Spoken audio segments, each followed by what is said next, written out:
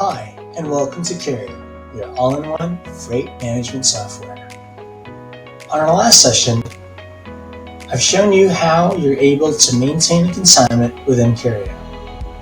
Now, in this session, I'll give you a walkthrough on how to reinstate a consignment if you have accidentally deleted it or have deleted it, but you need to get that consignment back. So here's how to do that. In the consignment maintenance menu, you want to go ahead and make sure that you save a copy of the connote number if you don't already have it. Next, here, next to the pencil icon, you will see a trash bin icon. Click on this in order to delete the consignment, for example. Okay. Now, once the consignment is deleted and you need to get that consignment back, right below the maintenance menu, you will see that there is a reinstate menu that you can click on.